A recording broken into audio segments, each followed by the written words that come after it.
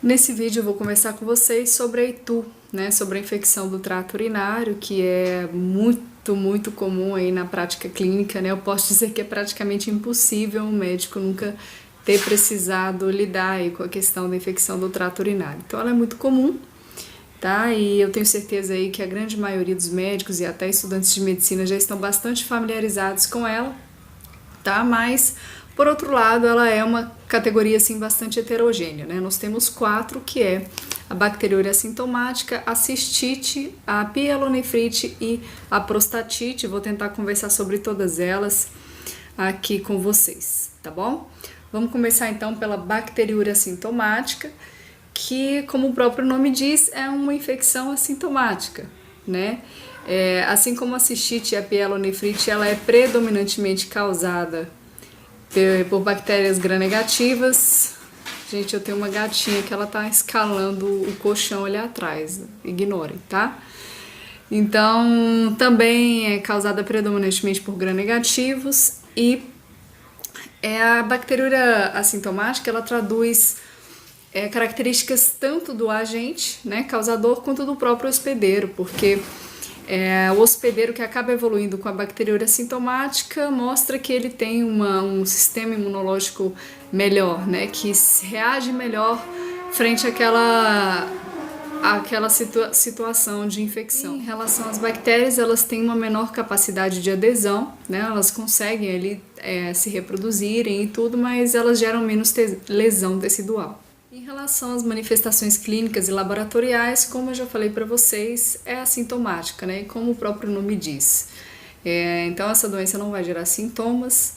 É praticamente exclusiva das mulheres, não vou dizer que é, né? Claro que pode acontecer em homens também, mas é bem mais raro. A gente pega mais mulheres aí, principalmente mulheres diabéticas e sexualmente ativas, tá? Os homens nem os diabéticos costumam desenvolver. É até difícil de acontecer, inclusive nesses pacientes que são portadores do diabetes, tá?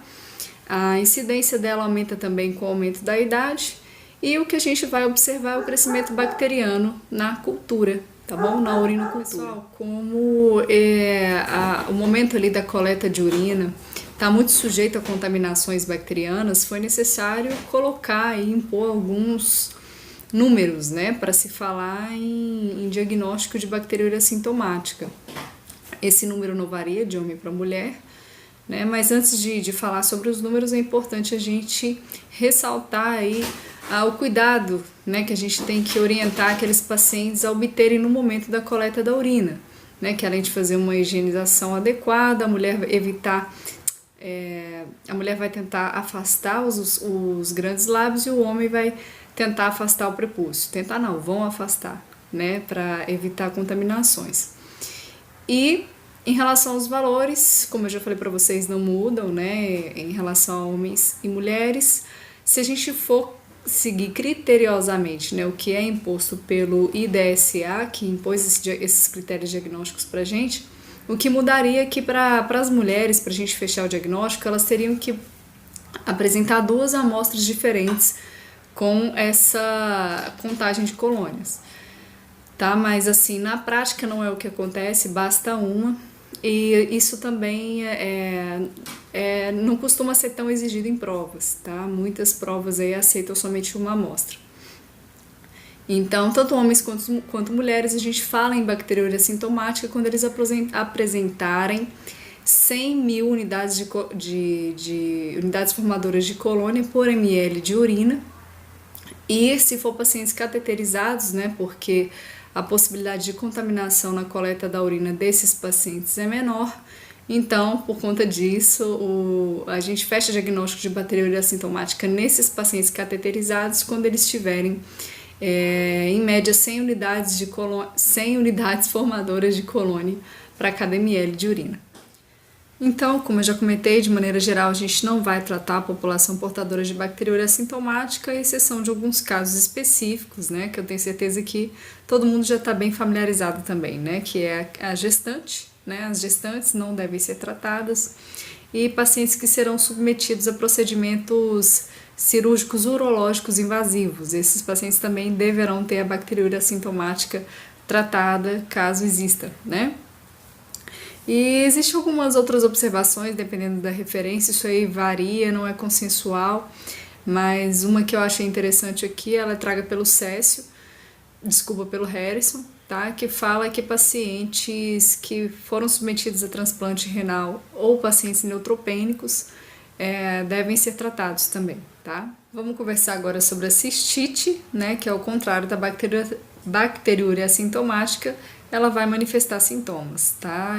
Sintomas que serão consequência de uma inflamação da bexiga, né? Já que a bactéria, nesses casos, são capazes ou foram capazes de ascender ali o trato urinário, né? No caso a uretra, e chegarem até a bexiga, gerando então uma lesão tecidual, né? E inflamação em sintomas desses pacientes. Então é isso que vai acontecer na cistite, tá bom? A epidemiologia da ITU, pessoal, a cistite ela corresponde à grande maioria aí dos casos de infecção do trato urinário, né? Elas correspondem a 90% dos casos e a pielonefrite corresponderia a 10% dos casos de ITU, tá?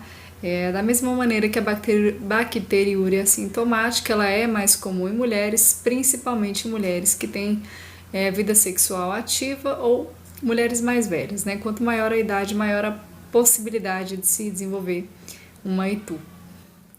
Sobre o quadro clínico, né, relacionado à cistite, esses pacientes vão referir para vocês então uma disúria, né, o aumento da frequência urinária, que a gente chama de polaciúria, urgência urinária, outras manifestações também como a noctúria, né, o paciente tem necessidade de ficar levantando à noite para fazer xixi, hesitação para urinar, desconforto suprapúbico, que é muito comum aí na prática, eles referem bastante, hematuria macroscópica e podem referir também uma turvação da urina. Observação importante, né, e até crucial para esses casos aqui são aqueles pacientes que vão cursar com a febre, né, que aí a gente já não fala mais em cistite, já seria uma pielonefrite, que é uma infecção mais alta, né, quando ela atinge os rins associada à cistite. Sobre o diagnóstico da cistite, embora a urinocultura seja o padrão ouro para qualquer uma das infecções do trato urinário, né, não existe assim essa obrigatoriedade. A gente pode fazer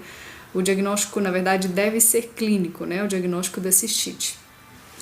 Somente em casos assim duvidosos, né, a gente pode lançar a mão aí de exames para auxiliar, principalmente o teste de fitas reagentes, né, o exame de fita reagente. E aí, nas situações em que a gente tiver o teste do nitrito positivo ou da esterase, né, da esterase leucocitária, se um dos dois forem positivos, a gente está autorizado a entrar com um tratamento empírico para esses pacientes. Nas situações em que vier negativo, a gente deve dar seguimento ambulatorial mesmo, para esses pacientes começar a investigar uma outra possibilidade para ele. E, né, também, claro, a gente pode lançar a mão da urinocultura quando ficar bem duvidoso mesmo, complicado aí a elucidação diagnóstica, tá? Embora a gente deva, assim, né, começar a pensar em uma outra possibilidade para esse paciente nos casos em que esses testes derem negativos, o fato deles darem negativo não significa necessariamente que não exista a possibilidade disso ainda assim ser uma cistite, tá? Principalmente em pacientes mais vulneráveis, tá? Como, por exemplo, as gestantes. Outro exame que pode ser bastante útil aí pra gente é também a urinálise, né? Já que ela pode mostrar a presença de piúria, que está presente em praticamente todos os casos, e a hematúria, que acontece em cerca de 30% dos pacientes com a cistite, tá bom? A cultura de urina também, pessoal, nas situações em que o paciente já apresenta sintomas, né, que é o característico da cistite, ao contrário lá da bacteriúria assintomática, então aqui nesses casos, por conta dos sintomas característicos de uma cistite, a urinocultura ela se torna um pouco mais sensível com um número inferior de unidades formadoras de colônia, tá? Então, nos casos do paciente estar sintomático, né, com sintomas característicos de cistite, eles apresentarem aí na urinocultura, no caso as mulheres 100 ou mais unidades formadoras de colônia e os homens 1000 ou mais unidades formadoras de colônia, fecha diagnóstico. O tratamento da cistite ele é simples, tá?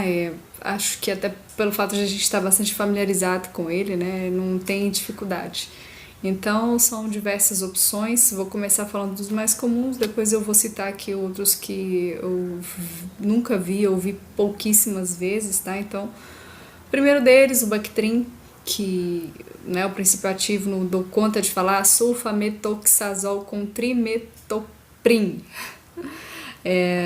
400 por 80 miligramas, a gente vai prescrever de 12 em 12 horas por 3 dias, desculpa. Outra possibilidade são as quinolonas, né, gente?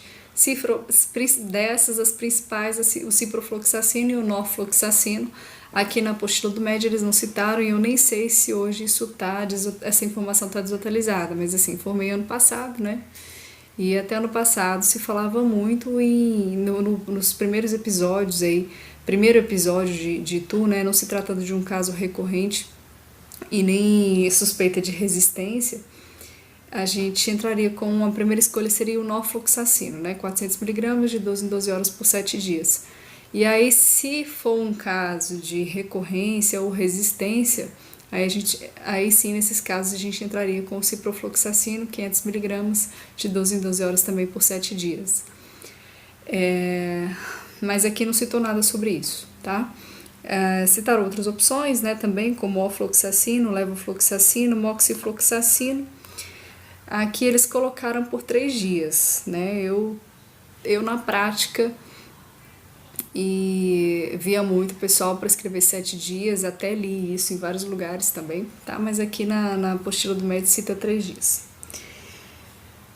A terceira opção seria nitrofurantoína, 100 miligramas de 6 em 6 horas, tá, pessoal? Por 5 a 7 dias. Beta-lactâmicos, né? Então aqui entra a amoxicilina, a cefalexina, que a gente usa mais em gestantes, né? 500 miligramas por 5 a 7 dias também. Um outro que aqui cita que não está disponível no Brasil, que ele é ótimo, né? Porque é em dose única, que é a fosfomicina com trometamol. O monuril seria 3 gramas em dose única. Como eu já falei, o Harrison recomenda, né? Mas aqui na apostila comenta que a gente não tem à disposição aqui no Brasil. Uma vez só, eu ainda estava na faculdade, né? Estava estagiando no ambulatório de ginecologia. Eu vi uma das minhas professoras lá, ginecologistas, passar esse monuril. Eu vi ela prescrever esse monuril. E como eu não conhecia, acabei não esquecendo, porque foi uma coisa que me intrigou, assim, na hora. Mas, enfim, aqui fala que não está disponível, mas eu vi ela prescrever. Não sei se ela se precipitou também, não sei. As medicações mais confiáveis aí para tratar gestantes são a nitrofurantoína, os beta-lactâmicos e o monuril também, tá? Seria uma droga aí confiável para fazer o tratamento dessas gestantes com ITU.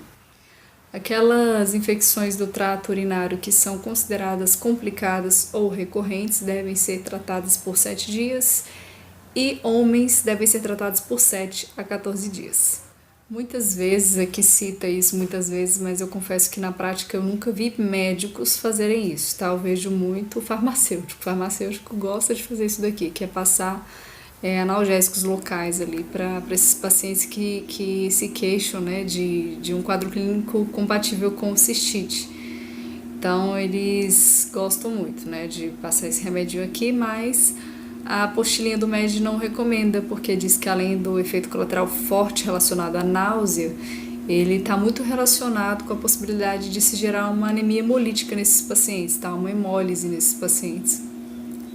E aí ele pede para que a gente evite de estar fazendo a prescrição desses analgésicos para os pacientes, né, que são a fenazopiridina.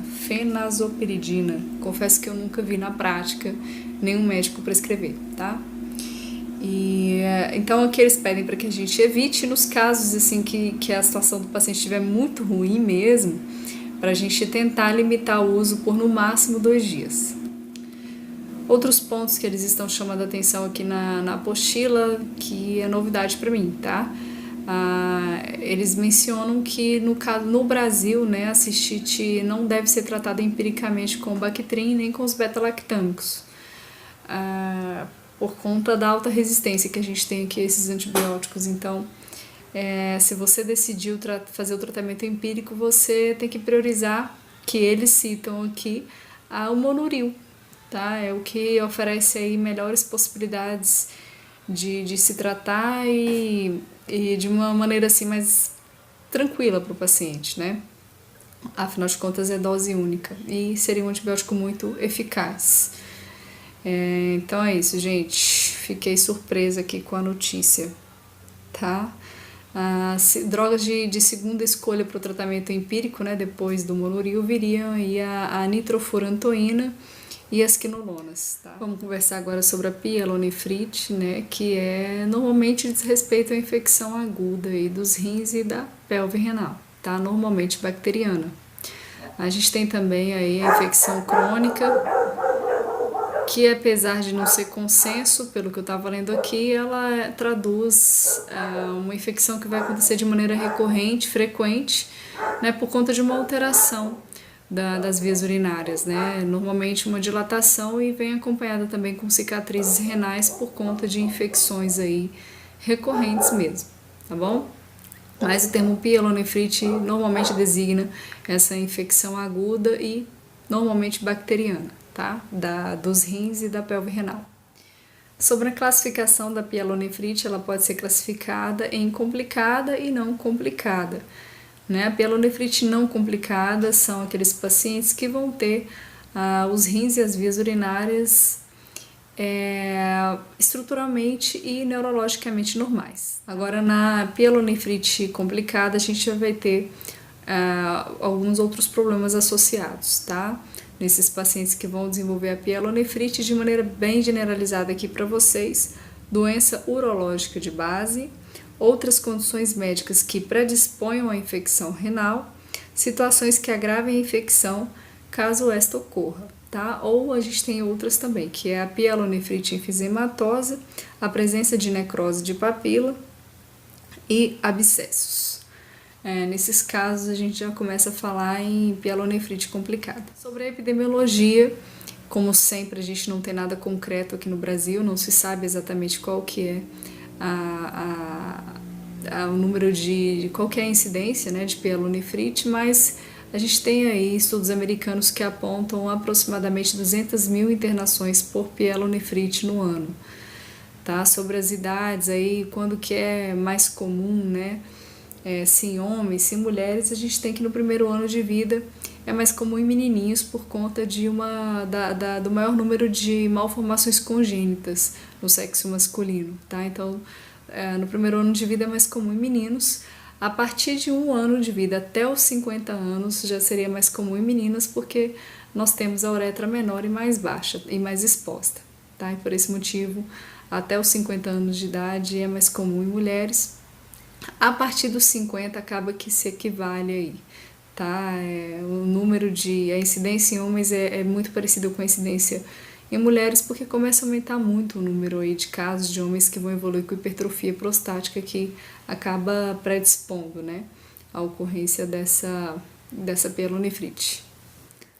Fatores de risco para o desenvolvimento da pielonefrite: a gente tem aí história de infecção do trato urinário prévia, sexo feminino, atividade sexual, menopausa e uso de diafragma como espermicida, anormalidades funcionais ou anatômicas, instrumentação urinária e uso de catéter vesical, diabetes mellitus e imunossupressão também, tá? E gravidez são fatores de risco para pielonefrite. Em relação aos agentes etiológicos que são capazes de desencadear uma pielonefrite, eles devem ter uma certa virulência, né, para conseguir ultrapassar as barreiras de defesa do trato urinário e gerar uma pielonefrite, mas a gente tem aqueles pacientes que têm um certo comprometimento da imunidade que acabam desenvolvendo infecção por micro-organismos não tão virulentos, né, menos virulentos.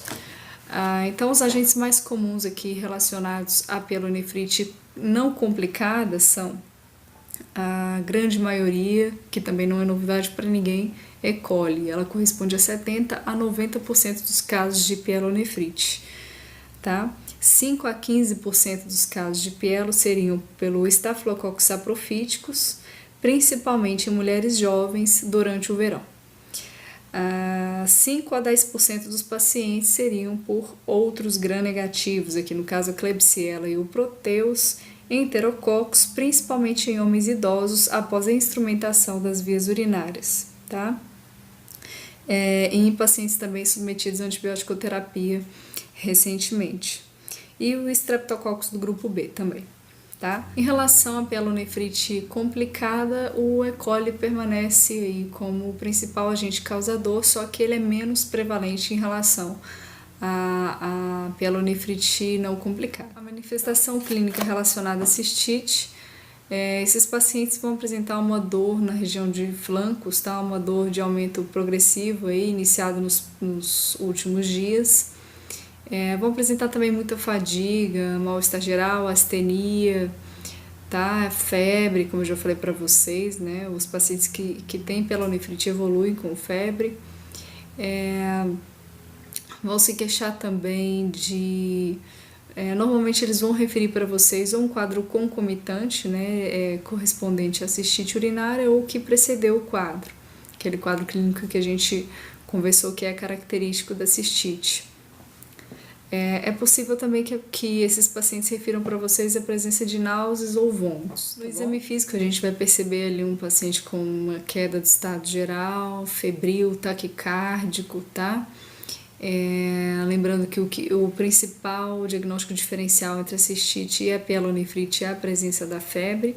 E essa febre ela vai cessar aí aproximadamente depois de 72 horas de tratamento, né, com antibiótico-terapia. Outra coisa que a gente pode observar também no exame físico desses pacientes é o Giordano positivo, né, que é aquela dor, aquela hipersensibilidade que o paciente vai sentir a punho percussão ali na região próxima aos rins, né, que corresponderia ali aos rins. O sinal de Giordano pode vir positivo também em pacientes com nefrolitíase, mas não é tão característico dela não, tá? Ele é mais significativo nos pacientes portadores da pielo mesmo. As manifestações atípicas podem acontecer dependendo da situação, né? Principalmente em pacientes com comprometimento da imunidade, pacientes mais idosos, que vão referir para vocês ali um quadro que pode ser de muitos outros tipos de doença, de problemas de saúde por serem inespecíficos. Então, febre, dor embaixo do ventre, dor abdominal, náusea, dor de cabeça, mal-estar, tá? Coisas assim que não vão deixar tão claro para você, não vai ficar tão característico assim, né? Outra faixa etária que manifesta muito, né, sintomas inespecíficos são os lactentes, é muito complicado, né, é bem inespecífico mesmo e até chega a fazer diagnóstico diferencial com meningite, então vômito, febre, baixo ganho ponderal, aquelas coisas que a gente já sabe, né, no lactente que é praticamente sempre inespecífico. Então, mais uma vez, reforçando aqui as diferenças entre a cistite e a pielonefrite. Na cistite a gente vai ter a presença da disúria, da polaciúria, né, que é o aumento da frequência do ato de urinar, dor suprapúbica, hematúria ou presença de urina turva. A pielonefrite, o paciente vai apresentar febre, calafrios, dor no flanco e ele pode ou não referir para você sintomas relacionados à cistite, tá? Não necessariamente o quadro clínico característico da cistite vai estar presente ali no momento em que você vai diagnosticar a pielonefrite. Uma observação importante que eu estava deixando passar aqui, pessoal, é a associação da bacteremia à pielonefrite. Achei importante, tá? Pode acontecer em até 35% dos casos e é justamente por isso que toda pielonefrite, em todos os casos de pielonefrite, a gente tem que fazer a solicitação de pelo menos 2 hemoculturas. Sobre o diagnóstico, existem alguns exames aí que são considerados mínimos, né, a serem solicitados aí em casos de pielonefrite, que são a análise da urina, né, com bacterioscopia por gram, a pesquisa de piúria, a gente vai fazer também a solicitação da urocultura, urinocultura e a hemocultura, tá bom? Normalmente os pacientes portadores de pielonefrite vêm com altas unidades formadoras de colônia, normalmente acima de 100 mil. Sobre os exames de imagem, eles não devem ser solicitados rotineiramente em casos de pielonefrite. Nos casos em que serão necessários a gente fazer essa solicitação, a gente tem que priorizar a tomografia computadorizada com contraste, né, que é o exame padrão ouro aí, e nós iremos fazer essa solicitação nos casos em que o diagnóstico do paciente for duvidoso, na suspeita de abscesso, tá, ou de uma obstrução das vias urinárias, ou em casos de falência terapêutica, tá? Nessas 3 situações a gente vai fazer a solicitação do TC, que mais uma vez destacando, né, o exame de imagem ele não deve fazer parte da rotina aí dos pacientes com pielonefrite. Sobre o ultrassom dos rins e vias urinárias,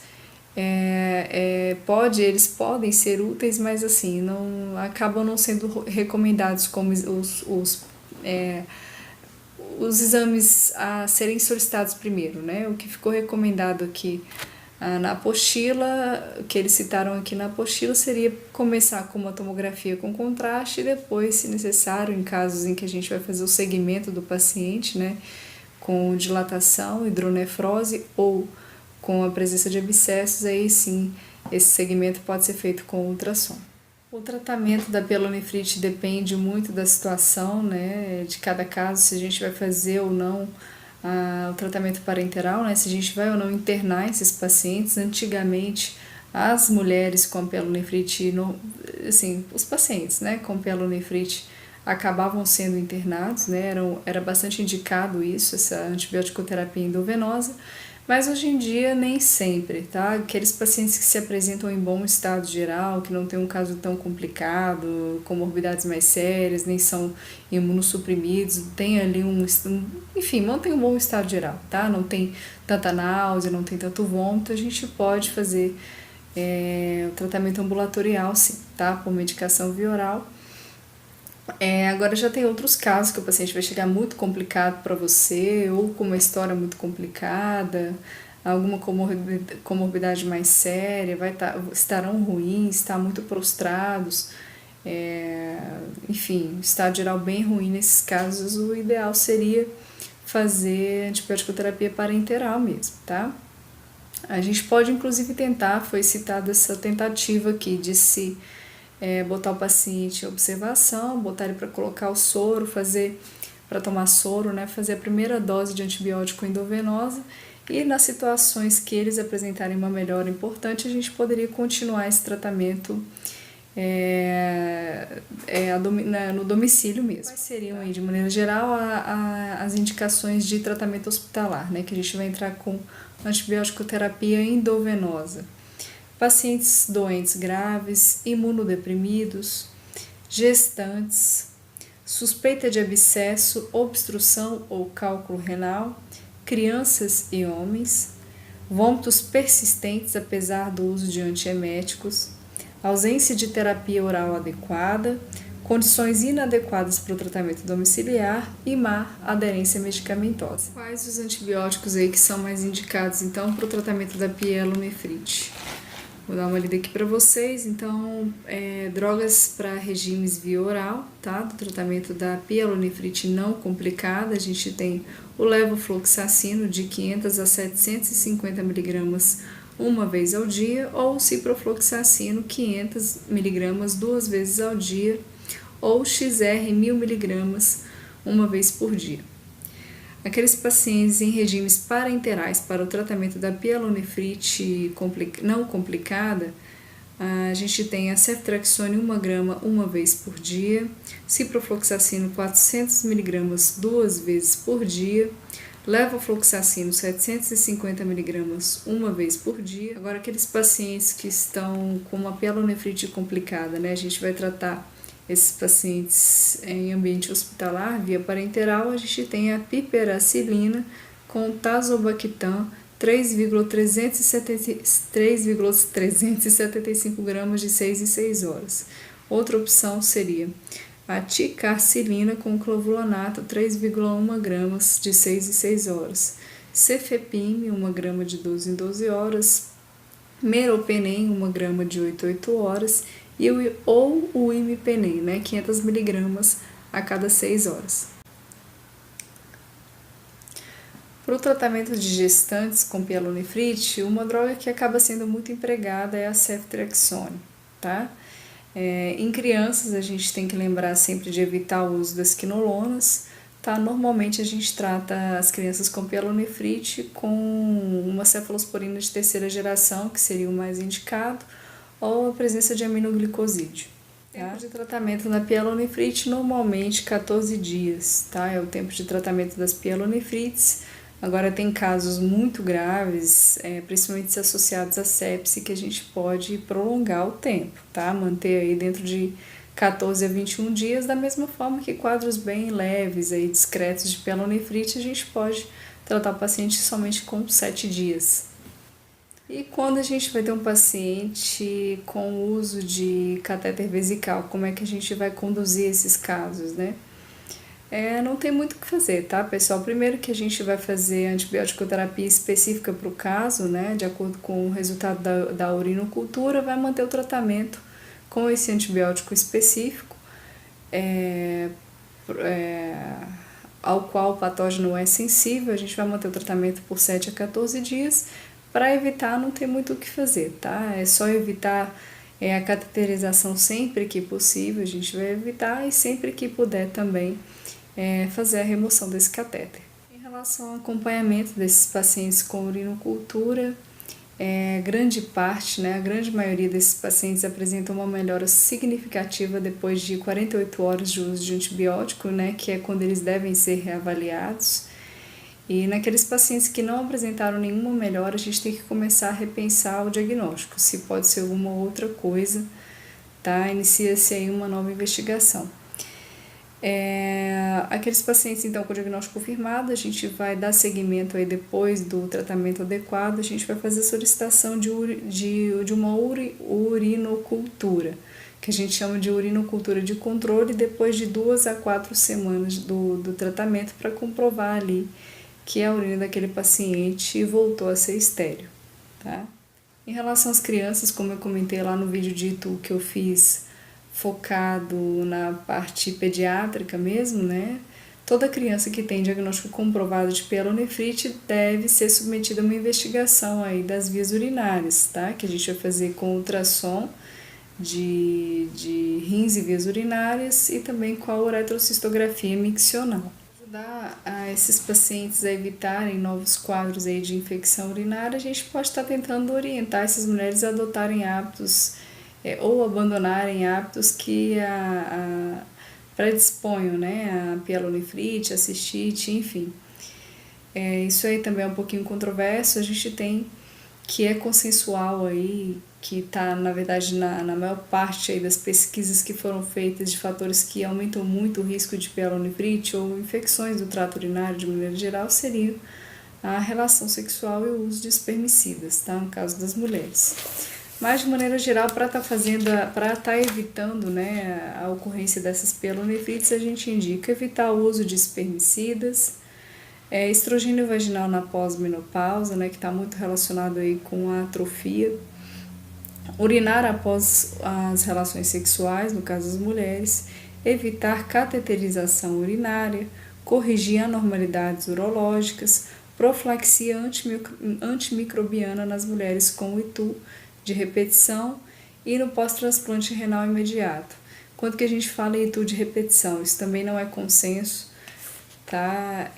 Algumas referências falam aí cerca de 2 episódios ou mais por ano, mas eles colocam aqui que, por ser também muito controverso, existe a possibilidade, assim,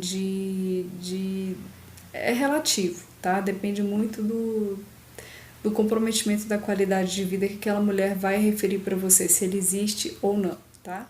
Algumas complicações que podem surgir aí secundárias à pielonefrite são a pielonefrite enfisematosa, são casos graves, evoluem rapidamente para sepse, tá? Necrose de papila, obstrução da via urinária, a presença de abscessos renais ou perinéfricos, ou pielonefrite xantogranulomatosa, tá? São possíveis complicações secundárias à pielonefrite. Para finalizar, vamos falar aí sobre a prostatite bacteriana aguda. Tô morrendo de sono.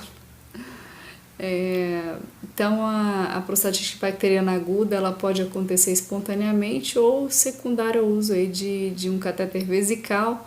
Normalmente a espontânea vai acontecer em homens jovens, tá? O quadro clínico desses homens são basicamente o quadro de cistite associado a sinais sistêmicos, como a presença de febre e calafrios, tá? Então, eles vão ter dor pélvica, disúria, polaciúria, e, enfim, o quadro clínico característico da cistite associado a sinais sistêmicos também. Ao toque retal, esses pacientes com a prostatite bacteriana aguda vão apresentar uma próstata aumentada de tamanho, tá? E muito dolorosa. Pode acontecer até a presença de secreção purulenta ali ao toque dessa próstata, mas a gente tem que ter uma certa cautela em fazer isso, porque isso pode induzir a bacteremia, tá? E aí o agente etiológico ele pode ser aí diagnosticado com tranquilidade através da cultura de urina, tá? Em relação aos patógenos aí causadores da prostatite, a gente tem que a espontânea normalmente por E. coli, né? A principal bactéria causadora da prostatite espontânea. Nos casos de prostatite relacionados à cateterização vesical, a gente tem aí os bastonetes gram-negativos, né, normalmente encontrados nos hospitais, ou enterococos, são os mais comuns. A antibiótico terapia na prostatite é rápida, né, porque a próstata, quando está inflamada, ela é muito bem vascularizada, então o antibiótico chega fácil lá, né, e aí os métodos de escolha podem ser quinolonas, tá? A gente pode começar tratando esses...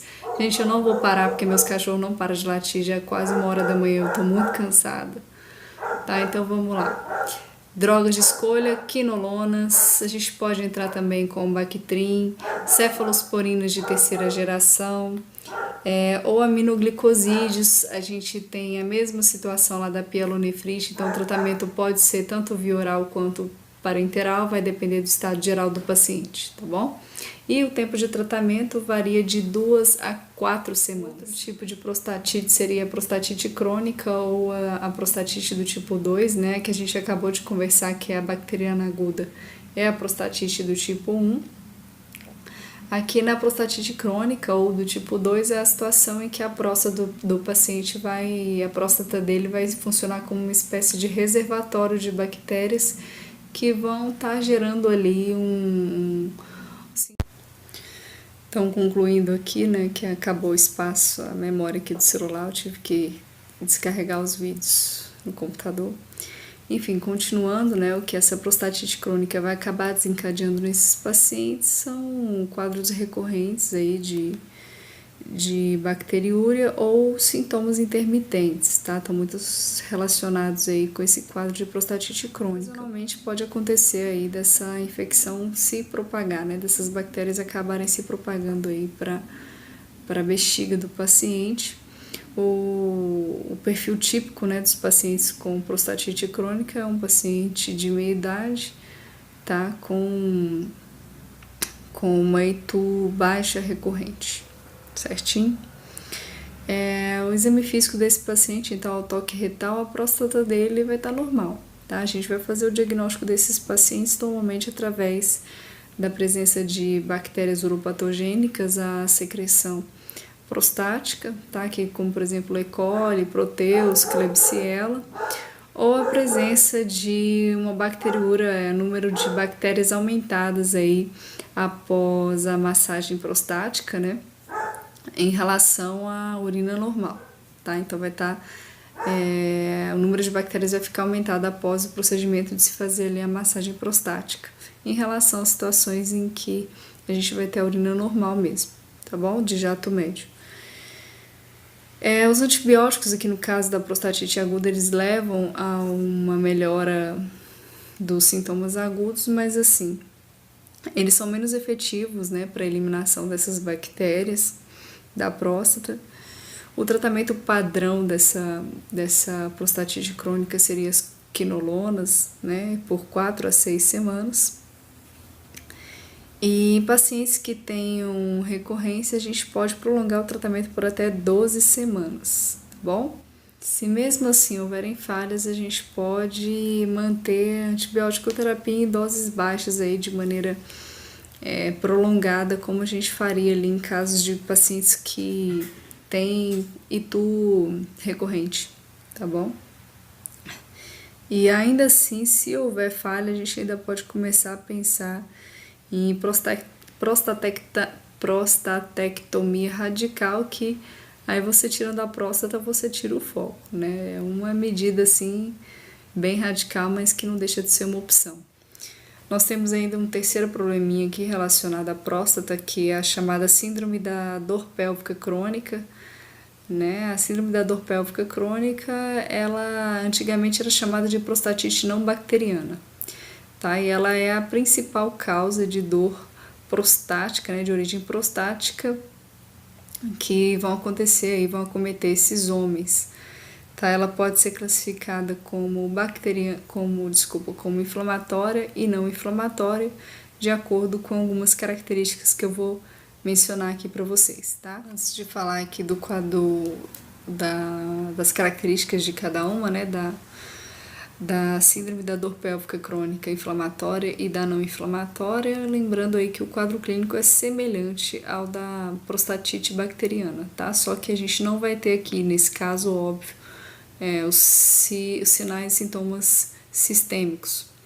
Então vamos lá, gente. A síndrome da dor pélvica crônica inflamatória são aqueles pacientes que vão apresentar uma secreção prostática ou uma urina pós-secreção prostática contendo pelo menos 10 vezes mais leucócitos, tá, do que a urina de jato médio. Ou pode acontecer também a presença de 1000 leucócitos por microlitros de secreção prostática. Ou seja, né, pessoal, o que vai acontecer aqui nessa síndrome da dor pélvica crônica são pacientes que vão ter uma urina muito purulenta, né, secreções ali, tanto secreção prostática quanto urinária pós-massagem prostática purulenta, sem a presença de qualquer agente infeccioso, tá? E aí isso, a principal hipótese, né? Ninguém sabe ao certo o que é que acontece nesses pacientes, acreditam que estejam relacionados por agentes infecciosos, como por exemplo a clamídia, trachomatis, mas a principal suspeita que se tem a respeito disso daqui, não é nada certo, é que tem a relação com doença sexualmente transmissível mesmo, até porque ela pega mais homens jovens, tá? Com história de uretrite recente. Homens jovens com história de uretrite recente estão mais relacionados com isso daqui, síndrome da dor pélvica crônica. E aí, por esse motivo, esses jovens eles são tratados com antibiótico-terapia por 4 a 6 semanas. E as opções de antibiótico aqui para esses casos seria a eritromicina, a doxiciclina, quinolona ou até o Bactrim mesmo, tá? A gente faz essa tentativa, mas a maioria não vai apresentar uma boa resposta clínica. Agora, aqueles pacientes que vão apresentar a síndrome da dor pélvica crônica não inflamatória, ela é um mistério mesmo, tá? Não se sabe nada a respeito, embora tenham diversas possibilidades, hipóteses aí, nenhuma confirmada, tá? E também não existe um tratamento. Então é isso que eu tinha para falar para vocês sobre itu. Espero ter ajudado, apesar do meu cansaço, principalmente agora no final, fiquei muito cansada, acabei falando muito rápido, mais lendo do que explicando, mas alguma coisa eu acredito que deva ter ajudado vocês, tá bom? Minha referência, como eu já comentei, foi o MED de 2016, a apostilinha. Valeu!